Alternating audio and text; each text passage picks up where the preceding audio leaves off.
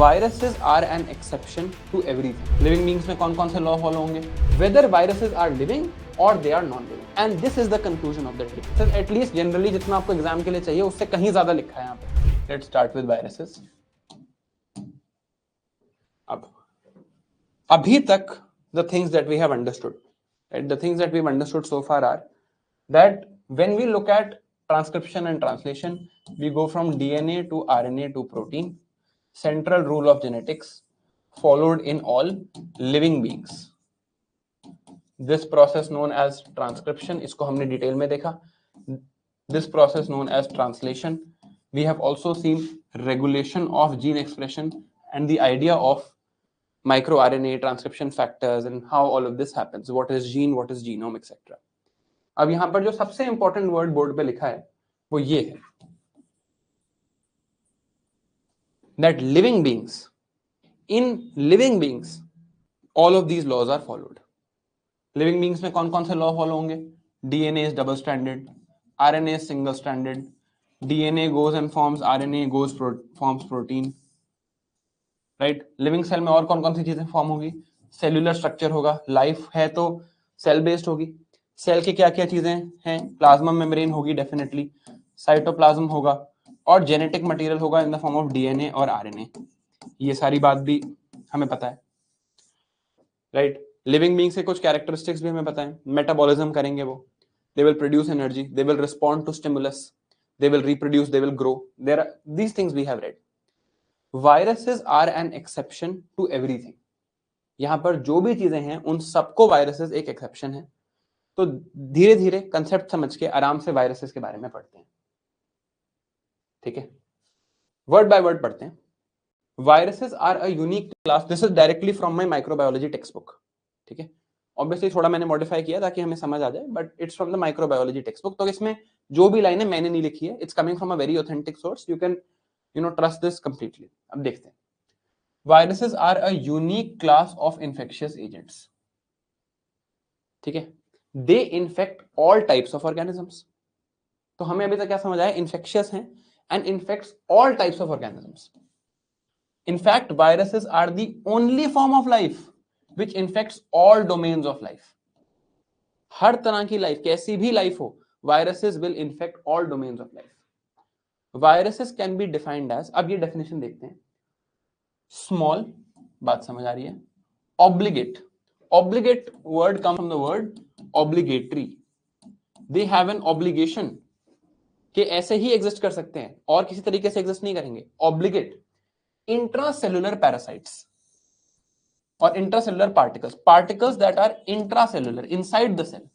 So they are small and they have an obligation to be a particle inside the cell, seen only by electron microscope, that infect and take over the host cell to replicate.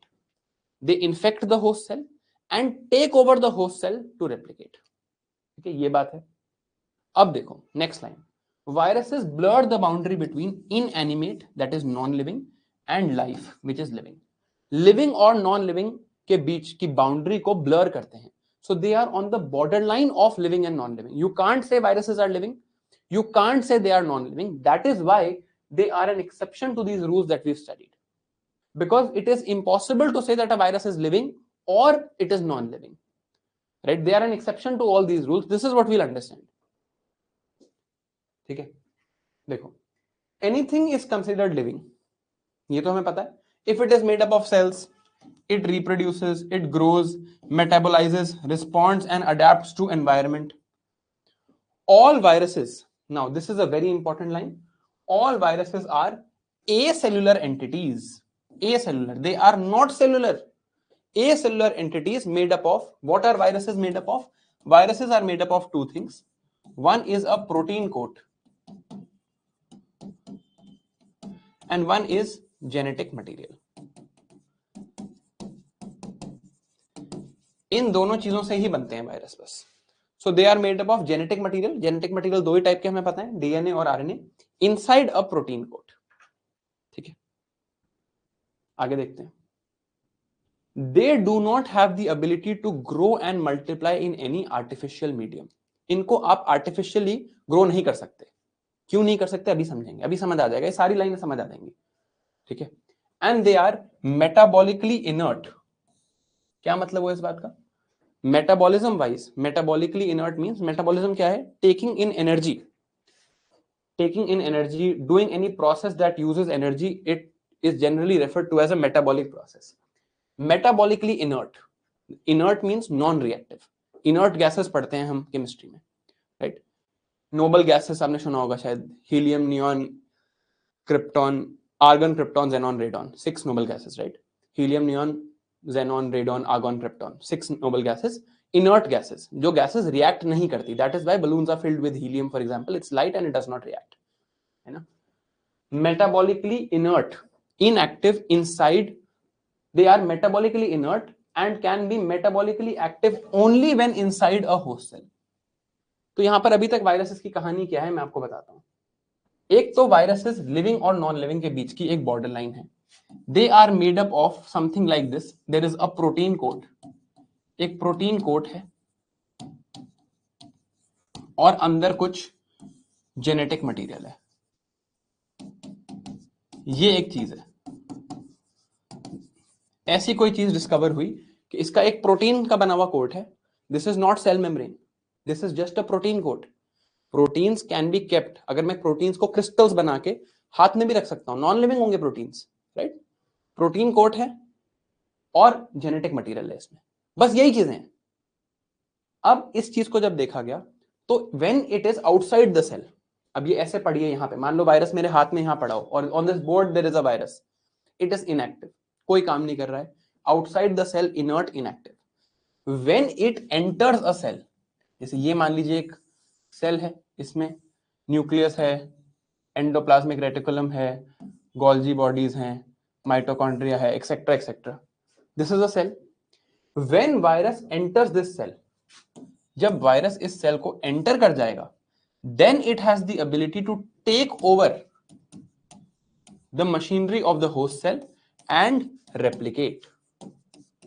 Take over machinery of the host cell and replicate.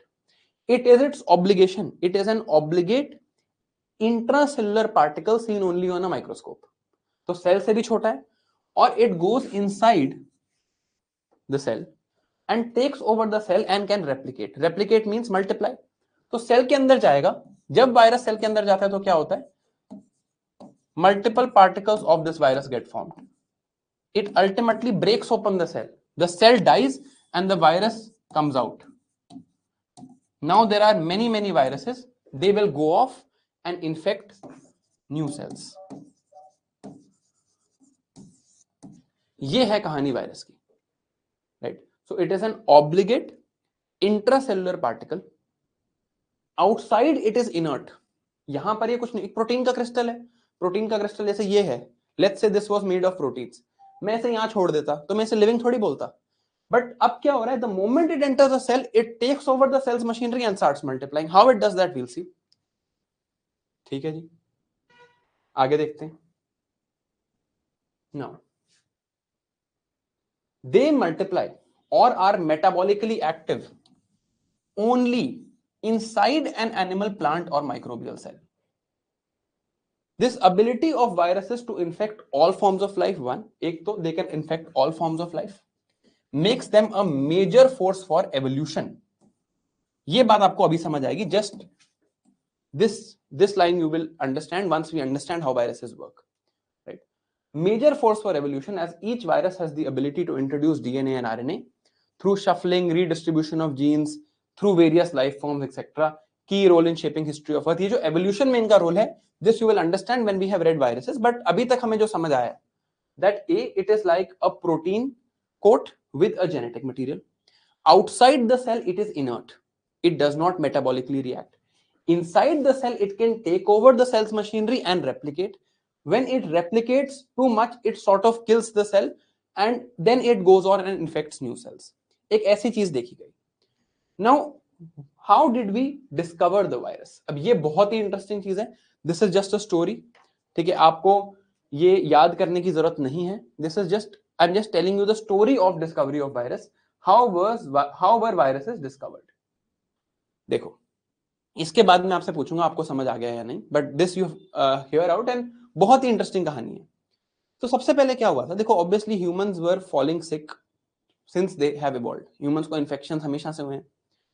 When in the 18th and 19th century, when science was starting to develop at a very serious level, then a question was asked, why does disease occur? किसी भी human को कोई भी disease क्यों होती है, right? So there were many explanations given. Obviously there would be some superstitious explanation also, that देखो जैसे आप भी सुनने होंगे कि इनको इन पे माता आ गई है, something like that is heard sometimes, right? No disrespect to any religion or anything, it is just a way to explain disease. It might be right for all we know, right? इस type की चीजें आपने सुनी होंगी, right? दौरा आ गया है, दौरा is basically a seizure, but why is this disease occurring, right? Disease क्यों हो रही है? तो पहले देवर मेनी सुपरस्टिशियस एक्सप्लेनेशंस के which had no scientific backing at least, right? जब ये साइंस की बैकिंग नहीं थी, उसके बाद we went to germ theory of disease. Germ theory of disease में क्या बोला गया? That there are germs that cause disease. इस जर्म थ्योरी ऑफ डिजीज के main proponent was this person called, आपने नाम जरूर सुना होगा, Louis Pasteur. All of us drink pasteurised milk, right? तो Louis Pasteur, he was a French scientist. Louis Pasteur के नाम पे हम अब पास्चराइज्ड मिल्क लेते हैं, right? Louis Pasteur came up with this idea of germ theory of disease, that there are small particles or small infective particles like bacteria and microbes etc that cause disease. इसको prove करने के लिए उन्होंने बहुत सारे experiments किए। पहले ये कहा जाता था कि ऑटोमेटिकली डिजीजेस कैन हैपन, है ना? तो पहले, जस्ट टू एक्सप्लेन यू, आपको याद करने की जरूरत नहीं है, एक ऐसा एक्सपेरिमेंट किया गया जहां पर यहां पर एक एप्पल रखा गया, यहां पर एक एप्पल रखा गया, इसको कवर कर दिया और इसको ओपन छोड़ दिया। तो अब देखा गया कि ये वाला एप्पल तो एकदम से डिकम्पोज हो गया बहुत ही जल्दी, इन 2-3 डेज। ये वाला एप्पल डिकम्पोज हुआ और या बहुत टाइम तक नहीं भी हुआ। तो कहा गया कि देखो spontaneously micro organisms can not occur. जब हमने कवर कर दिया, that means they are covering coming from the air.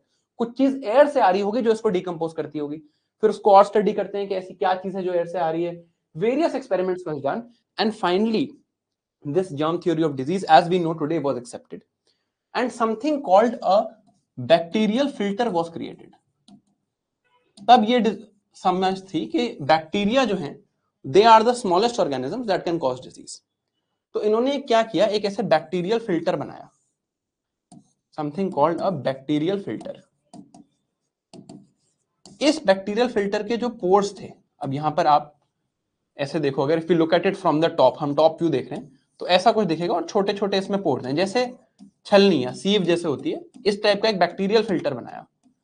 The pores were so small, the pores were smaller than the size of bacteria. ठीक है, if you want to know in detail, 0.1 micron का पोर था इसमें। Smaller than the size of bacteria, these pores existed. बहुत ही छोटे छोटे, एक बहुत ही फाइन छलनी को आप इमेजिन करो कि बैक्टीरिया भी उससे पास नहीं कर सकता। फिर उन्होंने क्या किया, to prove this germ theory, they had water here. इस वाटर में बैक्टीरिया थे, they know there were bacteria for cholera in this water. इस वाटर को यहां से पास किया, जब ये वाटर निकला यहां पे, then this water was tested and it was found that this water no longer causes cholera. तो जैसे पहले इस वाटर बॉटल से किसी एनिमल को पिलाया पानी, they got cholera, so we are sure that this water has cholera. Then we pass through this bacterial filter, then this water is given to a different animal, that animal does not develop cholera. तो अब यहां से इस type के, giving a very simplistic explanation, ये करके germ theory of disease was confirmed. ठीक है, germ theory of disease was confirmed. यहां पर जो बैक्टीरिया बच जाते होंगे, when you are putting things through a bacterial filter, bacteria would have been left here. आपको मैंने एक चीज बताई थी अगार नाम की, अगार पे आप ऐसे ब्लड कल्चर के बारे में बताया था आपको कि आपका ब्लड सैंपल लिया जाता है, उस पर फिर अगार की प्लेट पे बैक्टीरिया को कल्टीवेट किया जाता है, देखा जाता है कौन सा बैक्टीरिया है। So from here whatever bacteria were left, they were put on these agar plates. If you put bacteria on agar plates, they used to form colonies. तो ये भी कंफर्म हो गया कि हाँ यार, एक लिविंग चीज है जो इन्फेक्शंस करा रही है। This confirm that infections are happening through the idea of bacteria. ये थी germ theory of disease. Once this happened, once this was proven, तो अब ये बिलीव होने लगा कि सारी ही infections, all sort of infections happen through living things. Then came the case of the mosaic disease of tobacco.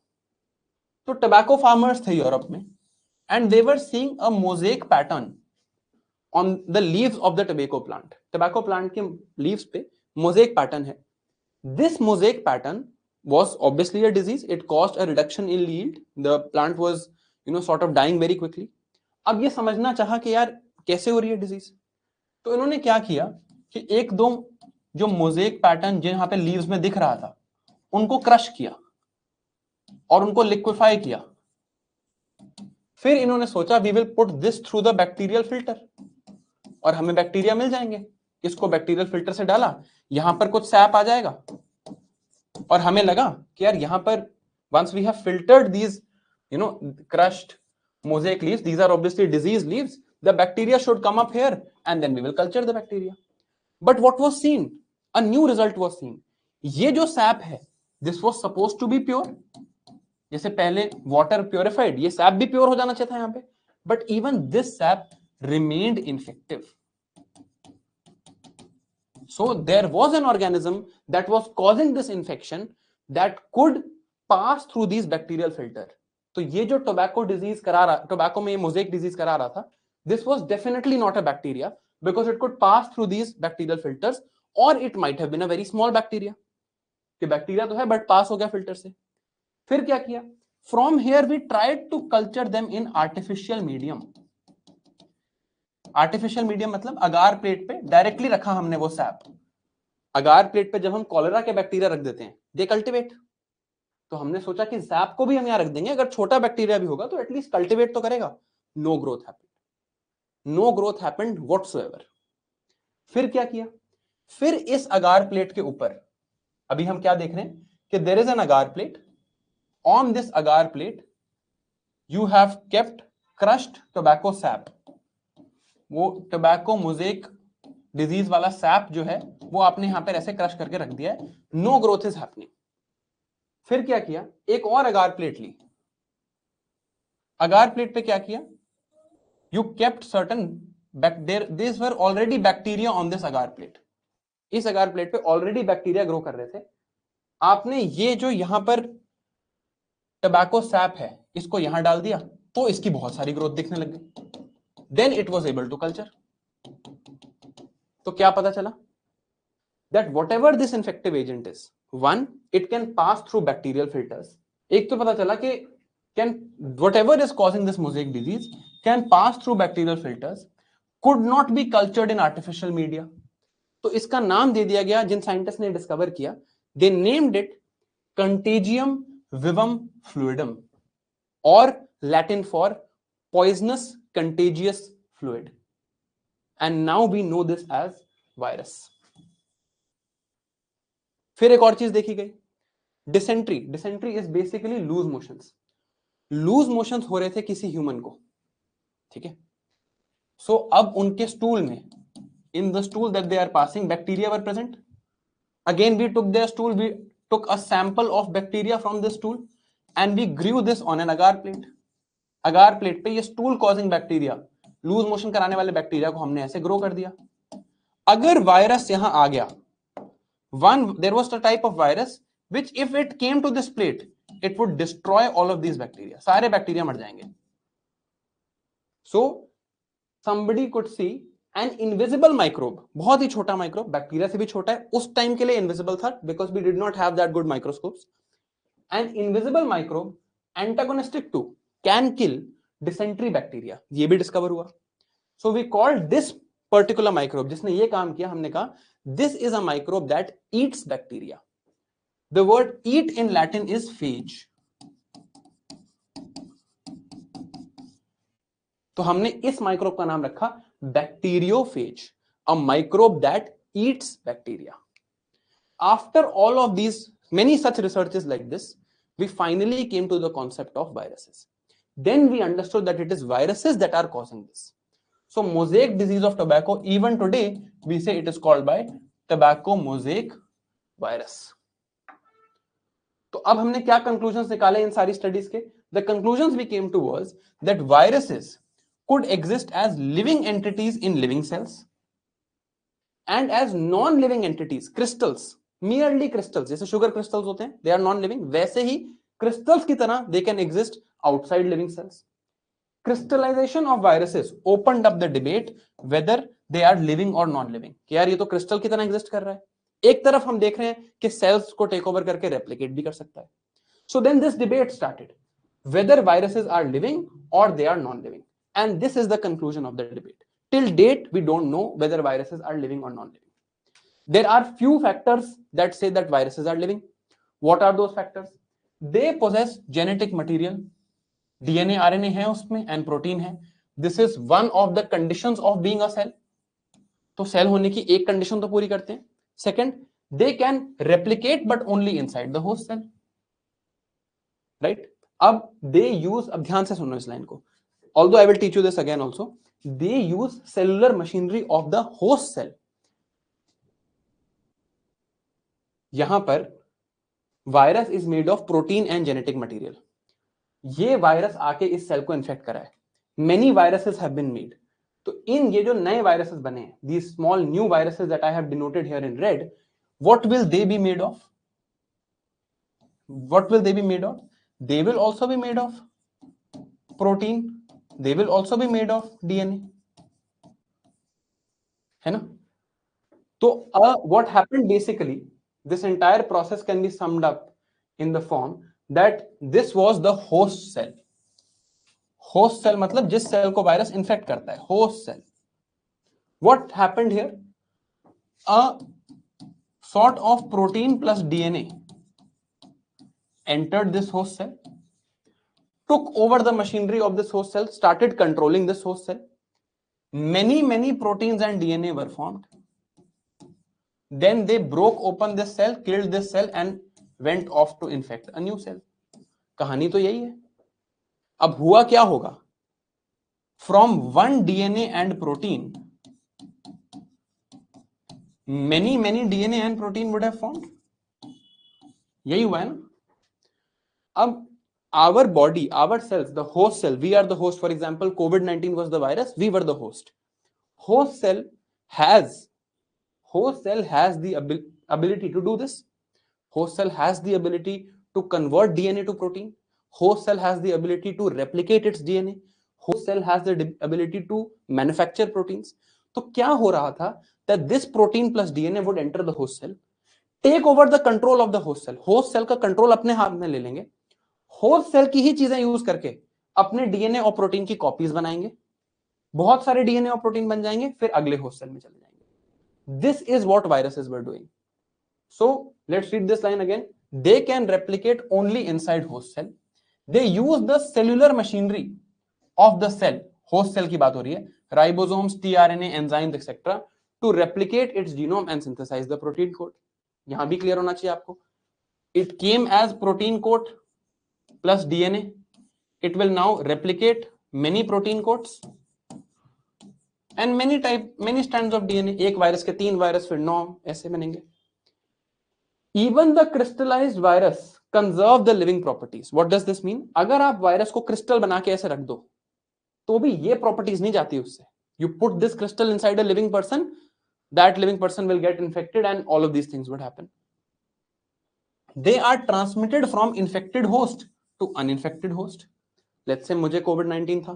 I got COVID-19 after my first mains, by the way. GS4 का paper देके mains में मुझे COVID-19 हो गया था in 2021. एक साल मैंने कोविड ड्यूटीज की हैं 2020 में, रोज पीपीई किट डाली है.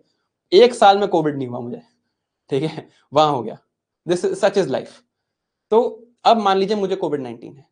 इफ आई स्नीज, ठीक है, अगर मैंने स्नीज कर दिया तो हो सकता है आप पे, और आप वहीं पे खड़े हैं, तो एयर के थ्रू COVID-19 आपके पास चला जाए और ट्रांसमिट हो जाए. Right. So this is possible. This is what happens in a virus from infected cell to uninfected cell. यहां पर भी तो हम यही बात कर रहे थे. एक सेल को इन्फेक्ट किया, बहुत सारे पार्टिकल्स बने. Now this will go off and infect a new cell. This will go off, infect a new cell. ऐसे हमारे सेल्स इन्फेक्ट होते जाएंगे. राइट. अब देखो, ये तो रीजंस हैं to describe the viruses as कि देखो यार ये वायरसेस ना लिविंग है. Viruses are considered non living. अब कई लोग कहते हैं डिबेट में कि ये तो नॉन लिविंग है. Why do they say it's non living? Because viruses are unable to show living properties outside a cell. Outside a cell crystal है। इन लाइन में कंफ्यूज मत होना।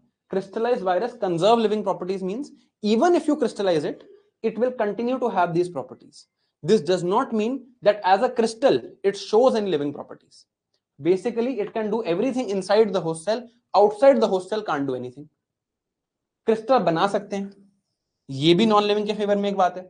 आप मेरा क्रिस्टल थोड़ी बना सकते हो, I am a living organism, you can't make a crystal out of me, right, but here you can do it.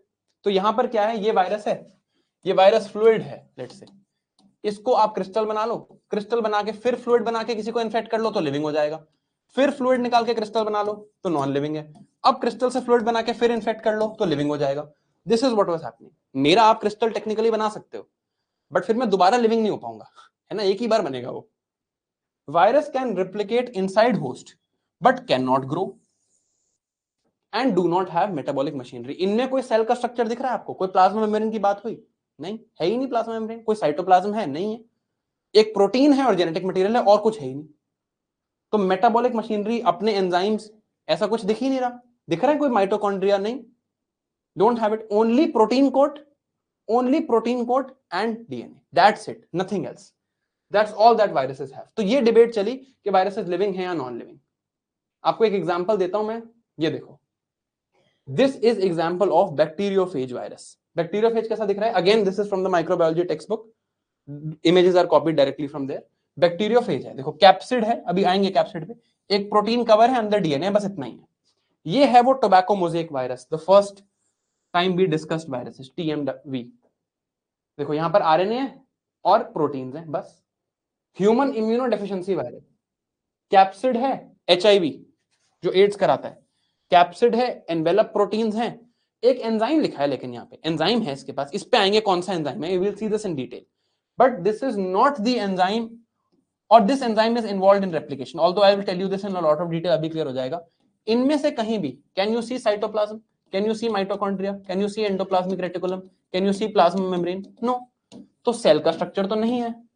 और आपने तो सेल थ्योरी में बोला था that all living things are made up of sales.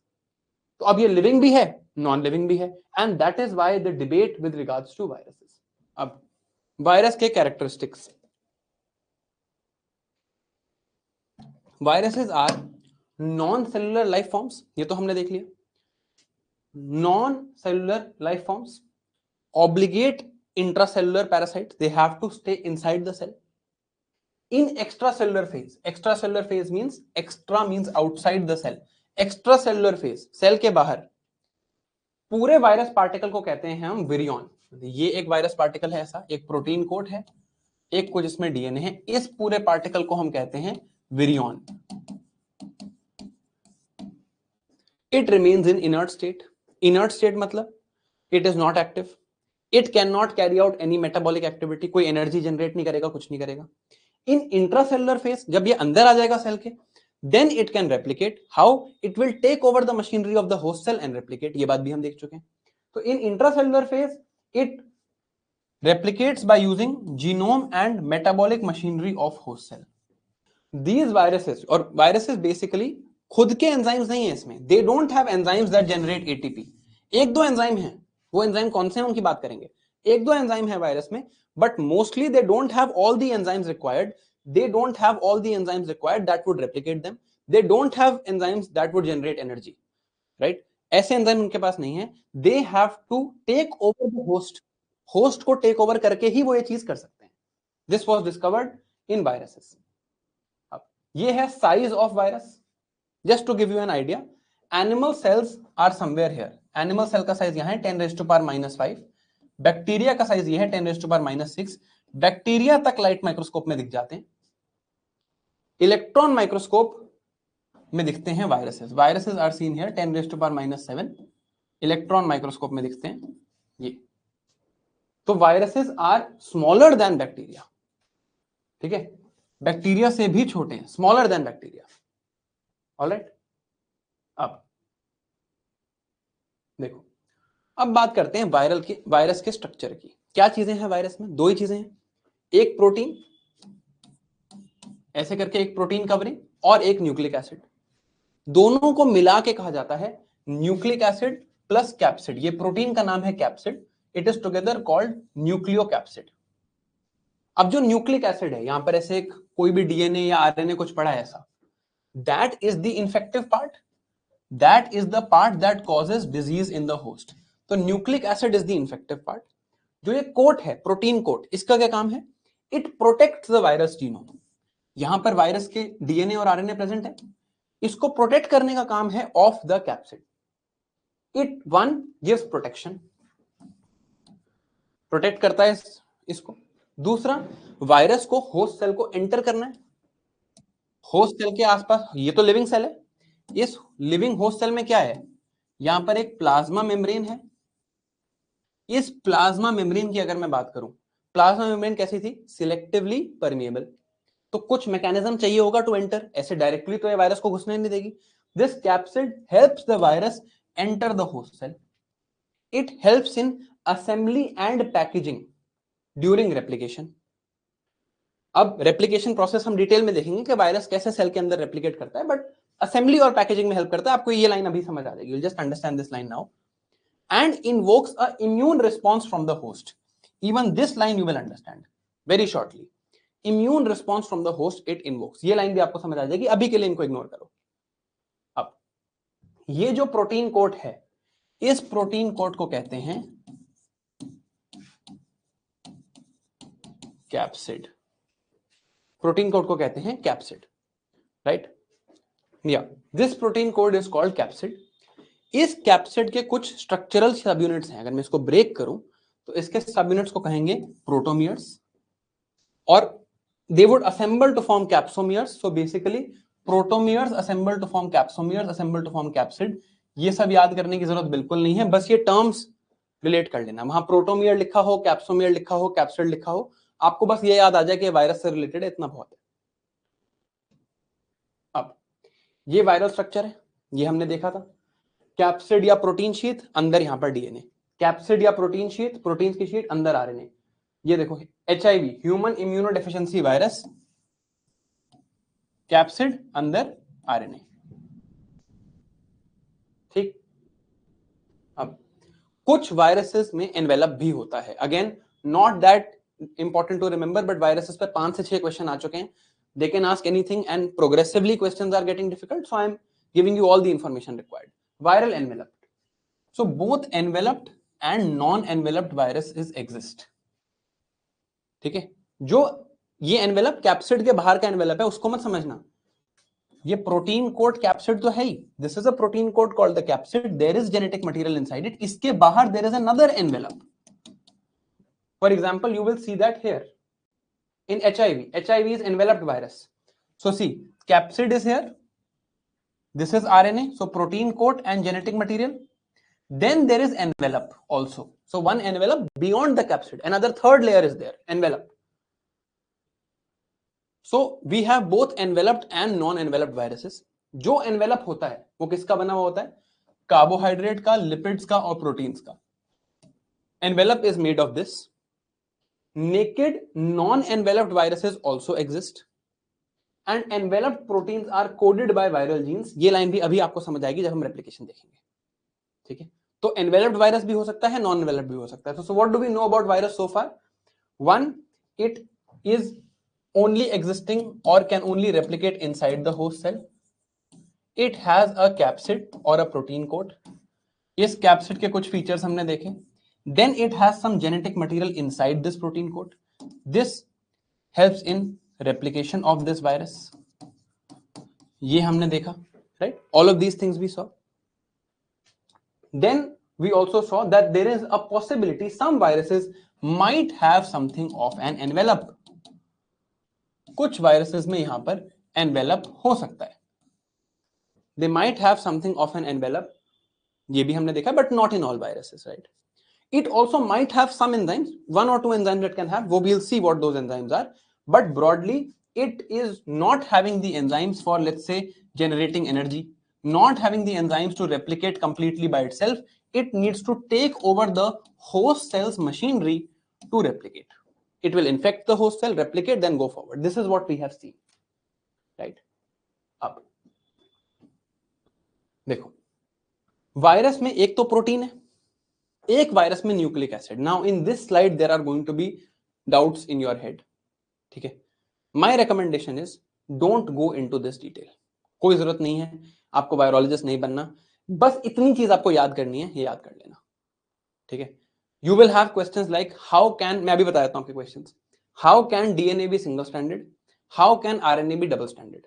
My simple answer is don't have to go into that detail. It will take me 1 to 2 hours to explain this and it's not worth it. Right? हमने जो जो concept थे वो समझ लिए हैं, इस पे क्वेश्चन भी नहीं आया आज तक. Just this much part accept without logic, बस इतना सा, बाकी सब लॉजिकल है. ठीक है, लेट्स कम टू दैट. तो एक ही टाइप का न्यूक्लिक एसिड हो सकता है वायरस में, या तो डीएनए होगा या आरएनए होगा. No virus will have both. Viruses have only one type of nucleic acid. Either they will have DNA or they will have RNA. अब वायरल न्यूक्लिक एसिड का स्ट्रक्चर कैसा होता है, या तो ऐसा होगा लीनियर टाइप, या सर्कुलर होगा, या सेगमेंट्स में प्रेजेंट होगा कि एक सेगमेंट इधर एक सेगमेंट इधर. Segmented genome is present in influenza virus for example. It occurs in fragments as 2 or more pieces of nucleic acid and codes for various proteins. यहां पर अगर कोई डीएनए है या यहां पर कोई आरएनए है तो इससे कोई ना कोई प्रोटीन तो बनता होगा ना, तभी तो ये एग्जिस्ट करता है. This is how it would be also controlling the host cell. इसमें कुछ डीएनए होगा, जो डीएनए है या वायरस में लेट्स से डीएनए है या आरएनए है, ultimately that might be forming some or the other protein. That is why it exist like this. Right, अभी समझ आ जाएगा रेप्लिकेशन में क्यों ये है. सेगमेंटेड जीनोम और fragmented genome occurs as 2 or more pieces of nucleic acid codes for various proteins. Each segment functions as individual gene. Line याद करने की जरूरत बिल्कुल भी नहीं है. बेसिकली ये याद कर लो कि वायरस में या तो डीएनए होगा या आरएनए होगा, और वायरस में अलग अलग शेप के डीएनए हो सकते हैं, लिनियर भी हो सकता है, सर्कुलर भी हो सकता है, एक्सेट्रा एक्सेट्रा. ठीक है, genome size also varies to great extent. कई वायरसेस में बड़ा डीएनए, कई में छोटा डीएनए, एक्सेट्रा. देखो, अब वायरसेस में 4 तरह की पॉसिबिलिटीज हैं. This is the only thing that I would ask you to accept without logic. Right? We have read DNA is double stranded. We have read RNA is single stranded. We have read the logic behind that. All of that logic applies in a living cell. This is not a living cell. At least it's not a completely living cell. You might be on your opinion on this debate with the information that you have might be कि नहीं ये तो living ही लग रहा है, right? But it's not completely living, that's for sure. है ना? Cell तो नहीं है ये तो sure है. In this virus, all these exceptions are possible. How they are possible, that also I'll show you. ठीक है, but they are possible. ये डबल स्ट्रैंडेड डीएनए और सिंगल स्ट्रैंडेड आरएनए सारे लिविंग बींग्स के लिए, बैक्टीरिया के लिए, प्रोटिस्टा, मोनरा, फंगाई, सबके लिए ठीक है. वो जो 5 किंगडम आरएच विटेकर की क्लासिफिकेशन हमने पढ़ी थी, viruses are not in that classification. They are outside 5 kingdom classification because it is a classification of living world. Viruses में आप 4 ऑप्शन है. या तो डबल स्ट्रैंडेड डीएनए होगा, विच इज व्हाट वी सी, या फिर सिंगल स्ट्रैंडेड डीएनए भी होता है कभी कभी. अब ये एक्सेप्शन है बट होता है. कभी कभी सिंगल स्ट्रैंडेड आरएनए होगा, which is what we generally see RNA as, but कभी कभी डबल स्ट्रैंडेड आरएनए भी होता है. अब ये एक्सेप्शन है. All these 4 possibilities are possible in virus because it is not living. It is an exception by itself. अब इससे हमें पता क्या चला, जो मोस्ट डीएनए वायरसेस हैं, तो वायरस में या तो डीएनए होगा या तो आरएनए होगा, दोनों तो नहीं होंगे. This is for sure. So viruses can be of 4 types. Viruses that have double stranded DNA, viruses that have single stranded DNA. These viruses are known as DNA viruses, viruses that contain DNA. Viruses can have single stranded RNA. Viruses can have double stranded RNA. These viruses are known as RNA viruses. Most DNA viruses, most of DNA viruses are dsDNA. Most RNA viruses are ssRNA. It makes sense. है ना, mostly DNA viruses double stranded DNA ही होते हैं because DNA is mostly double stranded, but exceptions भी exist करते हैं. Most RNA viruses are single stranded because RNA is single stranded, but sometimes there are exceptions.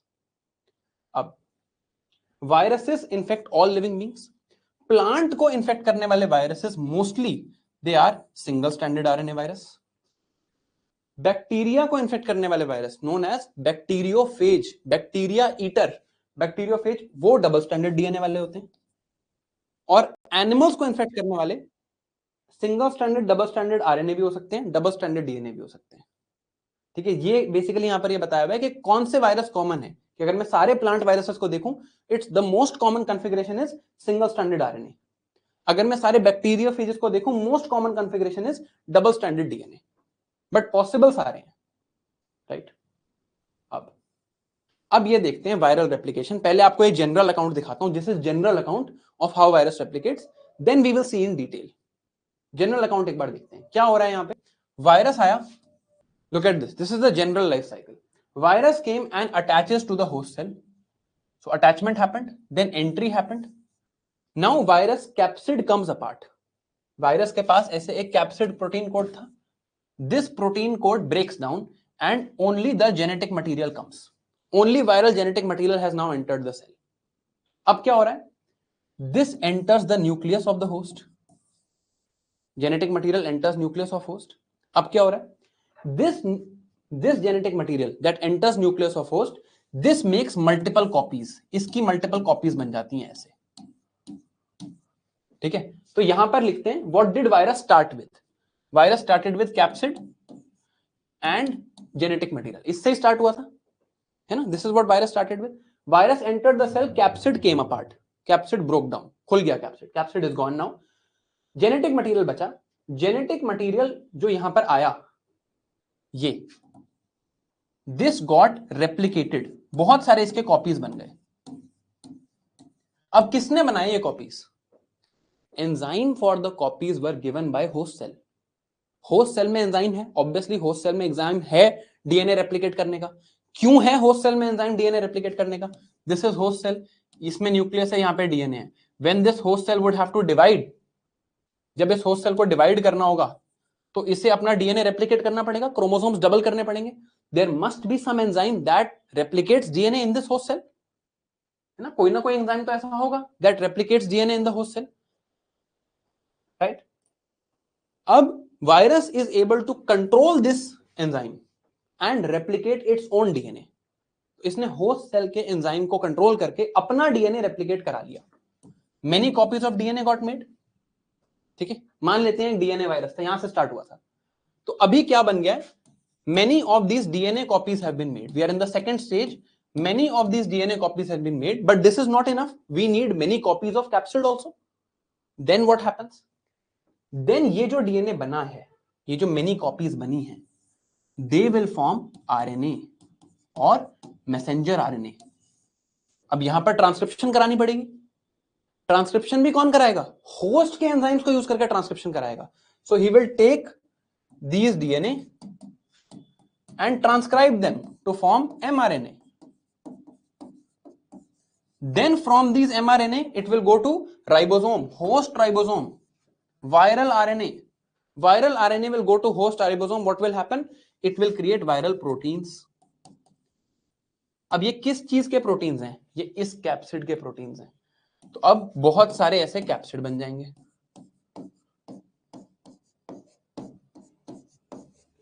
तो अब देखो what did virus start with, capsid plus protein, ऐसे start किया था, capsid plus nucleic acid ऐसे स्टार्ट किया था, कैप्सिड टूटा, nucleic acid came out, nucleic acid को पहले खुद रेप्लिकेट करवा लिया यूजिंग होस्ट सेल, तो बहुत सारे न्यूक्लिक एसिड बन गए, फिर इस न्यूक्लिक एसिड को ट्रांसक्राइब ट्रांसलेट करा के बहुत सारे प्रोटीन्स बना लिए।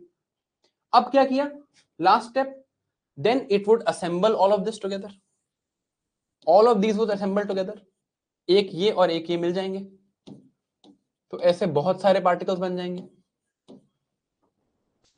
Right, they would assemble together, assembly. Once too many assembly happen, जब बहुत ज्यादा असेंबली हो गई, it would break down the cell, it would kill the cell and it would be off to infect a new cell. So let's look at all the processes. Attachment, पहले attach किया cell से, cell में enter किया, capsid came apart, replication हुई, gene expression of virus हुई, virus की gene में किस चीज के प्रोटीन्स थे, what was the gene coding for, capsid proteins, gene express हुई वायरस की, पहले कॉपीज बने, फिर ट्रांसक्राइब हुआ, ट्रांसलेट हुआ, ट्रांसलेट होने के बाद वायरल प्रोटीन्स बने, viral proteins and they came together to form new virus particles, broke apart the cell, killed the cell, went on to infect new cells. This is the idea of general virus life cycle. Generally virus का life cycle ऐसा होता है। अब let's read now, this is from the textbook. A virus uses life processes of host cell for synthesis of viral protein and DNA RNA to replicate. The viral replication causes biochemical, अब ये cell है, ये host cell है, इसके अंदर virus replicate किया जा रहा है, many virus particles are formed. Virus replication causes biochemical and structural changes in the host cell, which may lead to either changes in cell function or destruction of cell. जिस cell को virus infect करता है या तो वो cell मर जाता है, it can die through lysis और एपोप्टोसिस. इन टर्म्स का मीनिंग मैं आपको बता देता हूं, याद करने की जरूरत नहीं है. Lysis means breaking apart of the cell, apoptosis means programmed cell death. Don't need to remember, अगर आपको बस लाइसिस एपोप्टोसिस याद आ गया कि इससे सेल की डेथ होती है, इतना भी बहुत है. ये भी याद नहीं आया, ये भी कोई नहीं पूछेगा आपसे, राइट. लाइसिस और एपोप्टोसिस, या तो सेल मर जाएगा या फिर सेल मरेगा नहीं. Virus will exit the cell, cell will not die but it will stop functioning properly. तो जैसे एचआईवी हमें इन्फेक्ट करता है, ह्यूमन इम्यूनोडेफिशिएंसी वायरस एड्स कराता है. When it infects our cells, which cells it infects, or that also I'll tell you. Those cells don't die, but they stop functioning properly. बात तो वही है, उन सेल्स से जो फंक्शन फिर बॉडी में होता है वो नहीं होता. So it infects T cells. T cells are responsible in our body for immunity. जब HIV हमें इन्फेक्ट करता है तो हमारे T cells इन्फेक्ट हो जाते हैं. T cells हमें देते हैं इम्यूनिटी. अब when HIV will leave these cells, they will stop functioning properly. तो T cells हैं बॉडी में, T cell, इनका काम है इम्यूनिटी देना. अभी इन सेल्स को आज हम डिटेल में पढ़ेंगे. टी सेल्स का काम है इम्यूनिटी देना. एचआईवी आता है, इन सेल्स को इन्फेक्ट करता है. Now they will not stop, they will not function properly. When they will not function properly, our immunity will go down. Therefore HIV की फुल फॉर्म क्या है? साइंस में ना हर जगह वर्ड ब्रेकडाउन है, हर जगह. Infects humans, human immuno deficiency virus causes deficiency in immunity. When HIV becomes, एक तो हुई infection, when it becomes full blown syndrome कि अब infect हो गए हैं हम HIV से, all the effects are visible in the body, it causes something called AIDS. किसको इन्फेक्ट कर रहा है? टी सेल्स को इन्फेक्ट कर रहा है. टी सेल को इन्फेक्ट करके इम्यूनिटी खत्म होती है, called acquired. This is not natural disease, it is acquired disease. You take it from somebody either through sexual contact or through blood transmission, etc. Acquired immunodeficiency, deficiency of immunity syndrome. Syndrome मतलब होता है multiple impacts. Immunity कम होती है, that is one thing, but it has multiple impacts. You will have weight loss, your hair will start falling off, you will have immunocompromised body, you will have multiple infections, various things happening at once. That is what syndrome means. Acquired immunodeficiency syndrome caused by the virus, human immunodeficiency virus, which infects T cells, which give immunity. अब logic समझ आ रहा होगा, right? ये words आपने बहुत बार सुने होंगे लाइफ में, but that is what they mean. अब देखो, वायरल रेप्लिकेशन की स्टेजेस पढ़ते हैं. अभी हमने देखा कि वायरसेस में या तो डीएनए हो सकता है या तो आरएनए हो सकता है. We will read in detail then what happens when a DNA virus has to replicate, what happens when an RNA virus has to replicate. Because DNA virus को DNA और प्रोटीन्स बनाने हैं, RNA virus को RNA और proteins बनाने हैं. तो इनके वेरियस अलग अलग मैकेनिज्म्स हैं. 3 मैकेनिज्म है, तीनों पढ़ेंगे, बट एक बार एक जनरल अकाउंट पढ़ लेते हैं. Viral replication is divided into 5 steps. पहले it will attach and enter the host cell, right? Attach and adsorption. First attachment, यहां ऊपर भी हमने अटैचमेंट देखा था. इट इज हाईली स्पेसिफिक, मतलब they will attack only a particular organism and that too particular cells of that particular organism. Human immunodeficiency virus infects T cells of humans, और किसी cell को इन्फेक्ट नहीं करेगा. हमारे digestive cells को HIV infect नहीं करता, हमारे ब्रेन सेल्स को एचआईवी इन्फेक्ट नहीं करता, सिर्फ T cells, and that too only T cells of humans. HIV by itself will not cause AIDS in a dog.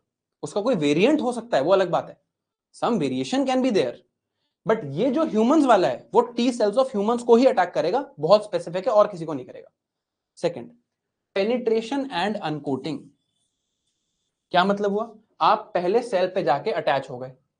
This is host cell, with red I will denote virus. आप पहले जाके यहां पर attach हो गए, attachment. Then you penetrated the cell and uncoated. What was your coat? Your coat was the capsid. you uncoated, you let go of your capsid and you exposed your genetic material. Penetration and uncoating. Virus enters the cell, loses its coat. अच्छा, मेरे को आपको recall कराना था, इसका नाम capsid है, but अब मैंने बता ही दिया, capsid, and its genetic material is exposed. Then biosynthesis, new viral particles are formed. इस जो भी ये जेनेटिक मटेरियल है इसकी मल्टीपल कॉपीज बनेंगी, इस जेनेटिक मटेरियल से वायरल प्रोटीन्स बनेंगे, ये बायोसिंथेसिस होगा. फिर क्या होगा? Assembly. Then they will come together, ऐसे असेंबल हो जाएगा, and then release. Cell lysis, apoptosis, cell paralyse, basically they will release from the cell. या तो सेल मर जाएगा या it will stop functioning properly, then they will go on and infect new cell. यहां तक तो क्लियर होगा, हम तो कोई डाउट नहीं. अब देखते हैं रेप्लिकेशन. 3 तरह के वायरस पॉसिबल है जी. एक वायरस हो सकता है, या 2 तरह के वायरस पॉसिबल हैं. एक वायरस है जिसके पास डीएनए और प्रोटीन्स हैं. There can be virus like this, has DNA and proteins. अब एक टाइप ऑफ वायरस ये भी पॉसिबल है जिसके पास है आरएनए और प्रोटीन्स. अब इनकी, ये जो डीएनए प्लस प्रोटीन्स वाला वायरस है, इसको अल्टीमेटली क्या बनाना है? What does it have to replicate into? Various copies of DNA and protein, है ना? यही करना है इसको सेल के अंदर. और आरएनए वाले को क्या करना है? Same thing, various copies of RNA and protein it has to make. दोनों का मैकेनिज्म अलग है, कैसे है वो देखते हैं. पहले बात करते हैं वायरस कंटेनिंग डीएनए. कोई वायरस है जिसके पास डीएनए है और प्रोटीन है. क्या होता है इस वायरस का? दिस वायरस कंटेनिंग डीएनए, पहले obviously it will attach, it will uncoat, DNA will get exposed, DNA will go to nucleus of host, host के न्यूक्लियस में चला गया. Then it will use host का डीएनए पॉलीमरेज. डीएनए पॉलीमरेज, अब नाम से ही क्लियर है, डीएनए पॉलीमरेज पॉलीमराइजेस डीएनए. अपने होस्ट के पास ये एंजाइम है. क्यों है होस्ट के पास ये एंजाइम? कि जब मुझे डिवाइड करना होगा, when I have to do cell division, I would need to replicate my own DNA. Will this viral DNA, अब ये इसका यस और नो में जवाब देना. If you look at it, if the host cells enzyme look at it, can they differentiate this viral DNA and host cell DNA? अगर मैं कहूं कि ये एक होस्ट सेल है, this is a human cell, यहां पर एक एंजाइम घूम रहा है by the name of DNA polymerase. इसके सामने 2 डीएनए आए, ये ह्यूमन डीएनए था और ये वायरस का डीएनए था. क्या डीएनए पॉलीमरेज या कोई भी डिफरेंशिएट कर पाएगा ह्यूमन डीएनए और वायरस डीएनए को? और कर पाएगा तो कैसे कर पाएगा? Will you be able to differentiate human and virus DNA? And if yes, then how? चलो, आपको कंफ्यूज करने की कोशिश करी, बट आपने सही ही जवाब दिया, thankfully. We have read principle of continuity of DNA, it will look the same, it will look the same. तो यहां पर क्या करता है ये? it exposes its DNA. Virus आया, अपना प्रोटीन कोड हटाया, प्रोटीन कोड हटा, डीएनए आया, DNA went to nucleus of host, uses host का DNA polymerase. so various copies of DNA are made now. अब वायरस के होस्ट की डिफरेंट कॉपीज बन गई डीएनए की, तो ये काम तो हो गया. अब उसे अपने प्रोटीन की, कैप्सिड की कॉपीज बनानी है. अब क्या करेगा? इस डीएनए को कराएगा ट्रांसक्राइब, ट्रांसक्रिप्शन होगी इस डीएनए की, ट्रांसलेशन होगी, नया वायरल प्रोटीन बनेगा. New viral DNA is already formed at this stage, new viral protein is formed after translation, assembly, exit from cell, replication of DNA virus. एक बार रिपीट करता हूं, बहुत ही सिंपल है. वायरस आया, वायरस डीएनए लेके आया न्यूक्लियस ऑफ होस्ट में.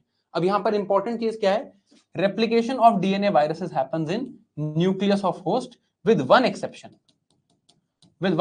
विच इज पॉक्स वायरस, बट आपको याद नहीं करना है. मोस्टली न्यूक्लियस, ये डीएनए वायरस की जो रेप्लिकेशन है, it happens in nucleus of host. कैसे? मोस्टली, बस याद रखना, not all, there is an exception. Exception है पॉक्स वायरस की. एनीवे, बस ये याद रख लो कि हाँ, mostly it happens in nucleus of host. DNA आया, goes to the nucleus of host, पहले डीएनए पॉलीमरेज से खुद को कंट्रोल कर लिया होस्ट को, डीएनए पॉलीमरेज से रेप्लिकेशन कराई, फिर ट्रांसक्रिप्शन कराई, इसी डीएनए की ट्रांसलेशन कराई. जब ये डीएनए की, खुद के डीएनए की रेप्लिकेशन कराई तो न्यू वायरल डीएनए बन गया, ट्रांसलेशन कराई, न्यू वायरल प्रोटीन बन गया. ये मिले, असेंबली हुई, exit from cell dies या cell stops working properly, infect new cell. Replication of DNA virus. अब RNA वायरस भी हो सकता है. Virus is starting off with RNA. Virus is starting of, virus के पास क्या है, प्रोटीन कोट है, साथ में RNA है. अब ultimately many copies of RNA should be made, है ना. अब देखो, अब आप सोचो वायरस क्या कर सकता है. वायरस के पास दो ऑप्शन है. अब virus is starting off with RNA plus protein. यहां पे स्टार्ट हो रहा है virus. Now virus has to create many copies of RNA plus protein. दो ऑप्शंस हैं, दोनों देखते हैं. फर्स्ट ऑप्शन, RNA वायरस है, वायरस अपना RNA निकालता है. वायरस के पास ये प्रोटीन कोड था, एंटर कर गया cell, protein coat went away, RNA was exposed. RNA goes to host का साइटोप्लाज्म, होस्ट के साइटोप्लाज्म में गया. नाउ एक चीज का जवाब देना, RNA is now in, this is host cell, RNA of virus is now in cytoplasm of host. Does the host or will the host have an ability to polymerize RNA? सब logical है. देखो, host cell में, ये host cell है, host cell लिख देता हूं, host. अब इसको पहले डीएनए वायरस क्या करता था, अपने डीएनए की कॉपीज बनाता था, उस डीएनए से प्रोटीन बनाता था, ज्वाइन कर देता था. अब इसे क्या करना है, अपने आरएनए की कॉपीज बनानी है, आरएनए से प्रोटीन बनाना है, प्रोटीन को आरएनए से मिला देना है, यही काम करना है, same job. But does the host cell have an ability to polymerise RNA? Yes और नो? नहीं होगी ना. डीएनए पॉलीमराइज करने की, डीएनए को रेप्लिकेट कराने की एबिलिटी होस्ट सेल में इंपॉर्टेंट थी. When the host cell has DNA, DNA has two functions. One is you convert DNA to RNA, RNA to protein. That is one function. Second function is you replicate your DNA in cell division, but you are not replicating RNA in cell division. आप RNA को थोड़ी replicate कराते हो cell division में. अगर आपको RNA नहीं, अब आप भूल जाओ ये वायरस आया नहीं आया. Let's talk of this host cell by itself. ये अपने DNA को replicate कराता है when it has to divide. क्या ये अपने RNA को भी replicate कराता है when it has to divide? No. तो इसके पास RNA polymerize करने की ability होनी क्यों चाहिए? आरएनए के मल्टीपल कॉपीज बनाने का क्या पॉइंट है इसके लिए? कोई पॉइंट ही नहीं है ना. तो host cells don't have the ability to polymerise RNA. तो अब हमें कौन सा एंजाइम चाहिए? हमें आरएनए पॉलीमरेज चाहिए. For this virus it needs an enzyme called RNA polymerase. इसके पास होना चाहिए एंजाइम आरएनए पॉलीमरेज. इसको आरएनए पॉलीमरेज चाहिए ताकि इस आरएनए की मल्टीपल कॉपीज तो बने. First step will obviously be making multiple copies of this RNA. Next step will be forming proteins from this RNA. Last step would be joining the two together. मेरे microbiology professor ने अगर मेरी drawing देख ली तो शायद वो वापस आके मुझे फेल कर दें, बट एनीवे, है ना, ये यही चाहिए ना. अब ये होगा कैसे? ये कैसे होगा? इसके लिए तो आरएनए पॉलीमरेज चाहिए, है ही नहीं आरएनए पॉलीमरेज होस्ट के पास.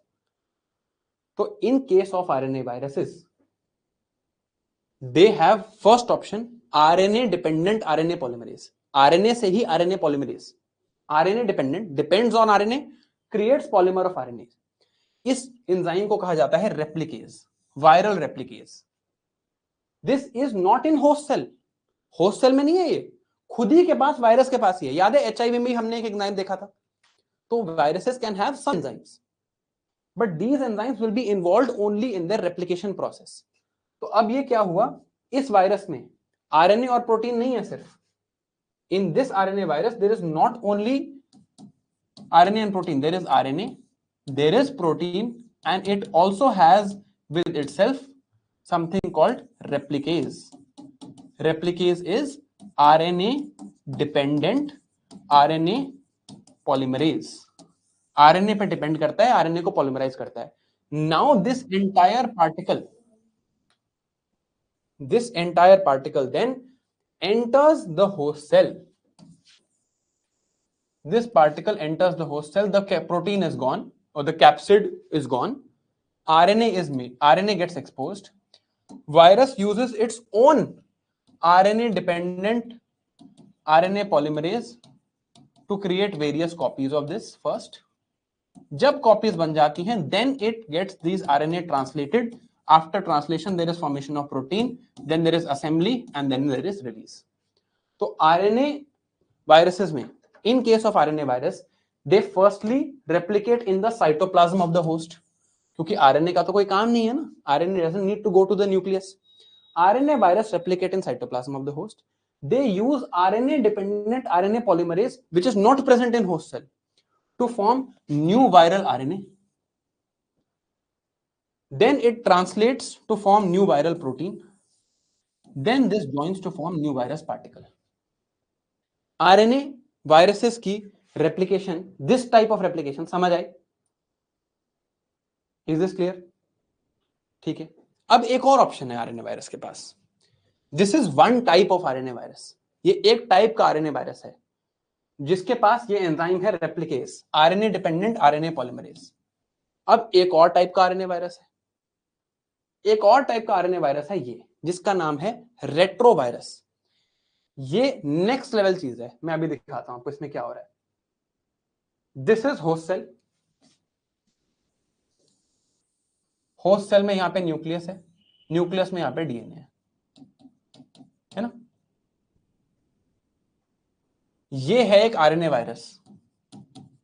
आरएनए वायरस है तो इसमें क्या होगा, ऐसे कुछ प्रोटीन होगा और क्या कोट होगा, यही चीजें. इसको, इस सेल को इन्फेक्ट करना है और इसी के मल्टीपल कॉपीज बनाने हैं. इसके पास है आरएनए. तो एक ऑप्शन तो हमने देखा था, that you have RNA dependent RNA polymerase. आप यहीं पे सारा काम करो, चल जाएगा आपका काम. ये देखो, this is magical and I don't know how they discovered this. बहुत मुश्किल भी थी इसकी discovery. This is why we did not know about AIDS for the longest time. Very different mechanism is there. समझ आपको सारा आएगा. This will enter the cell. यहां मान लो सेल को एंटर किया, capsid was shed and RNA is exposed. अब ये आरएनए आ गया. इस आरएनए से ये बनाएगा पहले DNA. It will make DNA from RNA. अब ये चीज, making DNA from RNA, it is violation of law of central law of genetics. Central law of genetics is DNA to RNA to protein. ये virus RNA to protein बना रहा है. तो ये enzyme तो डेफिनेटली होस्ट सेल में नहीं है. होस्ट सेल में तो आरएनए टू प्रोटीन तो नहीं, आरएनए टू डीएनए नहीं बन सकता. ये उल्टी प्रोसेस होस्ट सेल में तो नहीं ही हो रही है, राइट. तो आरएनए टू डीएनए बनाने के लिए इस वायरस के पास यहां पर खुद का ही एक एंजाइम है जिसका नाम है reverse of this process. What is this process? Transcription. ये ट्रांसक्रिप्शन प्रोसेस है. Virus comes and first does reverse of transcription called reverse transcriptase. पहले ये करता है ये काम, फिर ये क्या करता है, it will keep getting more fascinating the more I explain it. ठीक है. ये डीएनए बन गया. अब ये डीएनए का क्या करता है, लेट्स से ऐसा डबल स्टैंडर्ड डीएनए इसने बना लिया. It integrates the DNA into the host DNA. घुस जाता है होस्ट के डीएनए के बीच में. अब यहां पर भी एक एंजाइम चाहिए. दिस एंजाइम, ये भी नहीं होगा होस्ट के पास. It will have an enzyme called integrase to cause integration. तो अब क्या हो रहा है, inside the host cell this virus has infiltrated.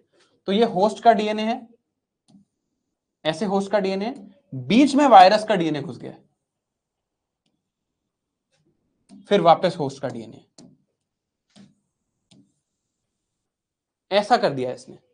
अपने आरएनए से पहले रिवर्स ट्रांसक्रिप्शन कराई, फिर इंटीग्रेशन करा के यहां चला गया. अब इस डीएनए का होस्ट में क्या होगा, आरएनए बनेगा. तो ऐसा बनेगा, there will be formation of host का खुद का RNA. There will also be formation of virus RNA. और ये प्रोसेस बहुत बार होगी. DNA to RNA to protein is happening multiple times, even in one day it is happening many times in the cell. Various proteins have to be made. Transcription तो काफी हो रही है. तो अब every time this process happens, it will get involved in this process and make various copies of virus RNA. अब ये मत पूछना कि बार बार कैसे वायरस का RNA क्यों ट्रांसक्राइब होता है. Will not go into those details, फिर मुझे आपको पूरा ये पढ़ाना पड़ेगा.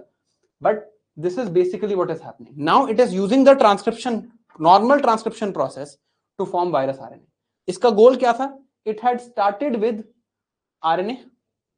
Using first reverse transcription and reverse transcriptase and integrase, it gets attached into DNA. Then it creates RNA, many copies of RNA, viral RNA.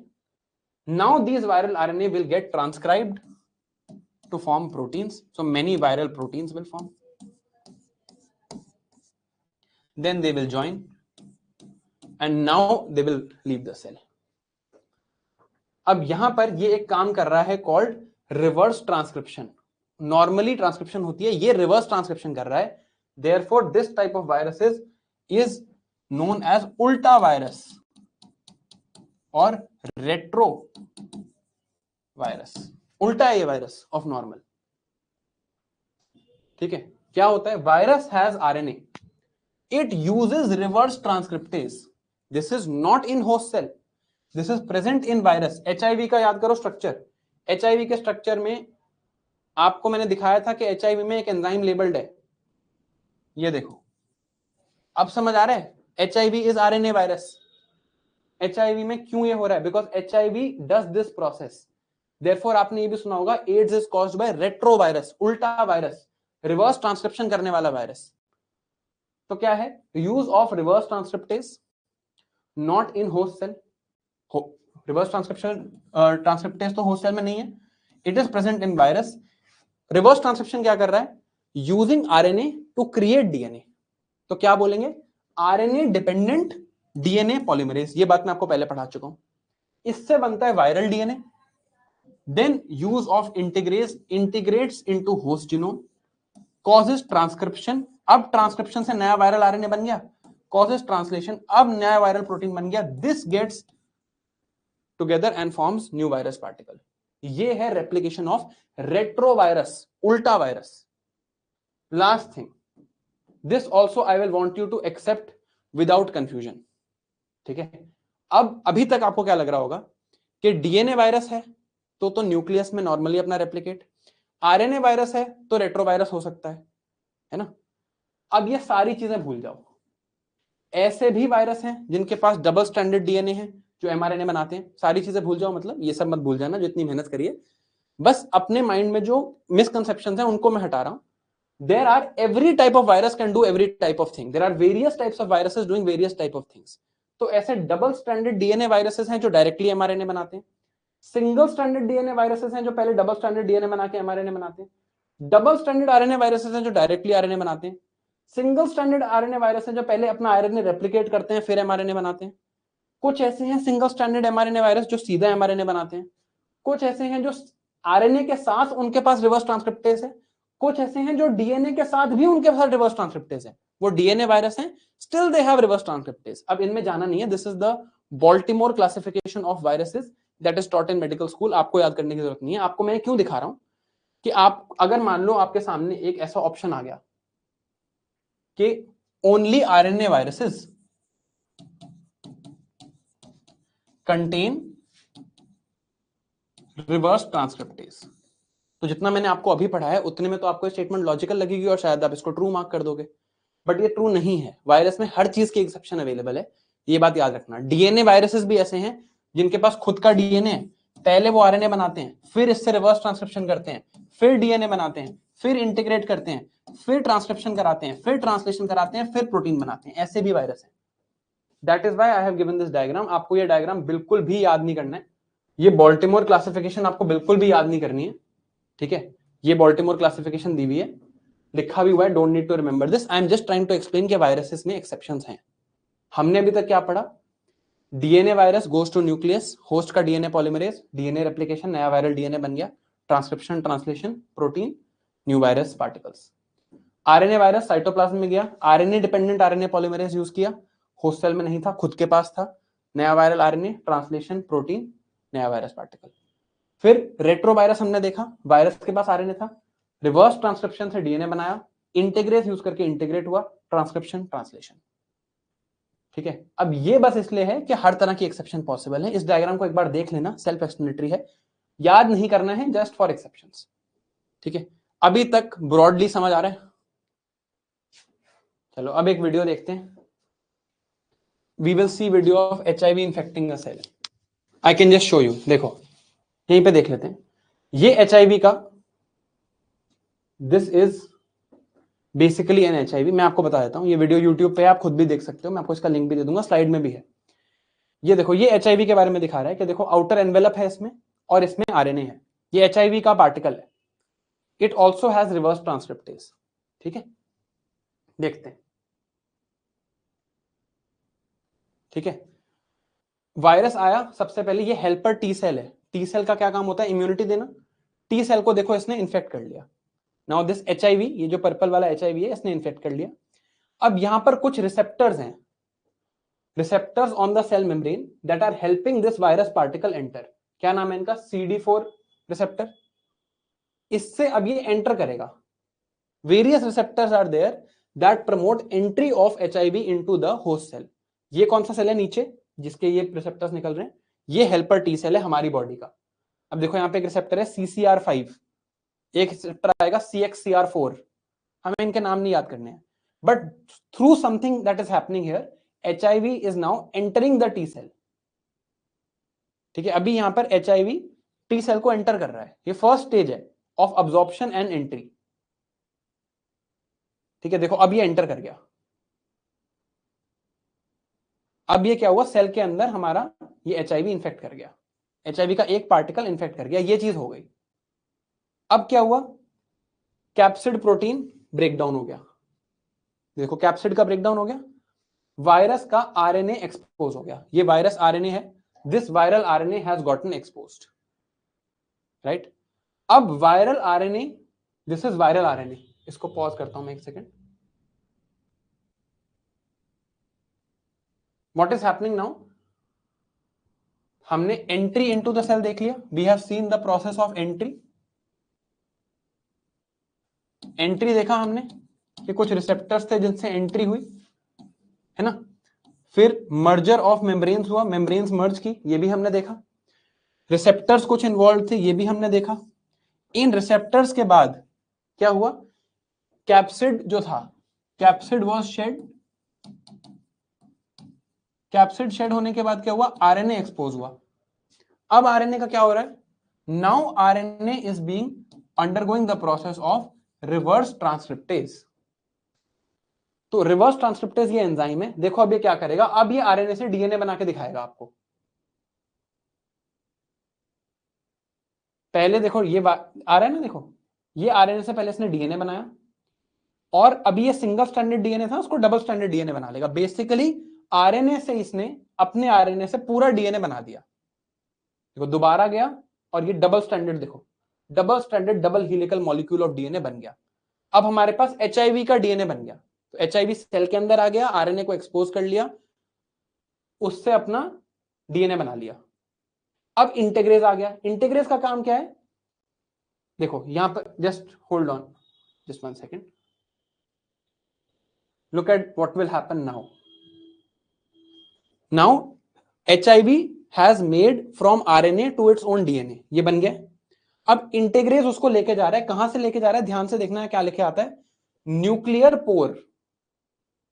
Nuclear pore हमने पढ़ा था, that there are nuclear pore in the nuclear membrane so that genetic material could enter to and fro. Nuclear pore उसको ले आया cell के अंदर। अब क्या हो रहा है यहां पे देखते हैं, ये ग्रीन वाला होस्ट सेल का, टी सेल का डीएनए है। इंटीग्रेज ने यहां पे इनको मर्ज करा दिया। सो अब HIV DNA has become part of host cell DNA. Integration हो गई, दिस इंटीग्रेशन हैज हैपेंड। अब आरएनए पॉलीमरेज नाम का एंजाइम है, ट्रांसक्रिप्शन हो गई इसकी, mRNA बन गया। आरएनए पॉलीमरेज क्यों लिखा है मैंने? आप कंफ्यूज हो सकते हो आरएनए पॉलीमरेज से। ये जो आरएनए पॉलीमरेज यहां लिखा था, this was DNA dependent RNA polymerase, उन्होंने पूरा नहीं लिखा, डीएनए डिपेंडेंट आरएनए पॉलीमरेज, मतलब डीएनए से आरएनए बनाता है। तो ये कौन सा एंजाइम है? Just the normal enzyme involved in transcription, ये बस नॉर्मल ट्रांसक्रिप्शन का एंजाइम है। ट्रांसक्रिप्शन हुई, राइबोसोम देखो, ट्रांसक्रिप्शन हुई, एमआरएनए बन गया। अब ये राइबोसोम है, राइबोसोम कहां प्रेजेंट है? रफ एंडोप्लाज्मिक रेटिकुलम पे। अब ये एचआईवी के प्रोटीन्स बना रहा है, देखो एचआईवी के प्रोटीन्स बन गए। अब जब एचआईवी के प्रोटीन्स बन गए, अब क्या होगा? We have many copies of HIV RNA, we have many copies of HIV proteins, they will now undergo process of assembly, right? So now they are undergoing, other messenger RNA हैं, ये same चीज अब हो रही है, और अब ये जाके असेंबल होंगे, देखो साथ में, they will assemble together. Started with mRNA and proteins, now mRNA and proteins are assembling again. अब जब ये असेंबली हो गई, दोबारा से नए एचआईवी पार्टिकल्स बन जाएंगे, right? Final virion, virion means one virus particle, दोबारा से सेल के अंदर ऐसा ये बन गया, and now it will emerge and infect new sales. एक आया था एचआईवी, अब बहुत सारे एचआईवी, देखो इस टी सेल से अब बहुत सारे एचआईवी निकलेंगे और बाकी सारे टी सेल्स को इन्फेक्ट कर देंगे। तो ऐसे जनरली, और इसने सिर्फ टी सेल्स को इन्फेक्ट करना है, तो हमारे जितने भी टी सेल्स हैं वो ऐसे इन्फेक्ट हो जाएंगे and we will lose our immunity. Human immuno deficiency virus, acquired immunodeficiency syndrome। अब ये एचआईवी के बारे में है। HIV basically infect CD4 plus T lymphocyte, याद कर लेना, इस डिटेल में नहीं जाते। एक रिसेप्टर है जिसके थ्रू ये एंटर करता है, इसमें रिवर्स ट्रांसक्रिप्टेज, इंटीग्रेज और प्रोटीएज, तीन एंजाइम्स थे। प्रोटीएज का क्या काम है? प्रोटीएज इसके प्रोटीन्स जब एंड में साथ आने हैं, जब असेंबली होनी है, वहां पे काम आता है। और जो एंटी रेट्रोवायरल ड्रग्स हैं, anti HIV drugs, we can not cure an HIV patient, but we have now developed the ability to treat an HIV patient. Cure का मतलब होता है बिल्कुल फ्री ऑफ इन्फेक्शन कर देना, ट्रीट का मतलब होता है कि हाँ ट्रीट कर दिया, उनकी लाइफ स्पैन को बढ़ा दिया। तो even if someone gets HIV today, earlier they used to die in 2 to 3 years, now we have developed anti HIV, they can live for 10-15 years। तो वो क्या करते हैं? वो इन्हीं चीजों को टारगेट करते हैं कि या तो यार ये जो रिसेप्टर है जिससे वो अंदर आ रहा था सेल के, वो रिसेप्टर ही काम करना बंद करे, तो एचआईवी सेल के अंदर ही ना आ पाए, या फिर एचआईवी का रिवर्स ट्रांसक्रिप्टेज रोक देते हैं, या फिर एचआईवी का इंटीग्रेज रोक देते हैं, या एचआईवी का प्रोटीएज रोक देते हैं। So anti retroviral drugs target various stages of the HIV replication process. Now we are done with viruses. I hope समझ आया हो, ठीक है? I know this is difficult to understand, was also difficult to explain, but I hope you've understood viruses, at least generally जितना आपको exam के लिए चाहिए उससे कहीं ज्यादा लिखा है यहाँ पे।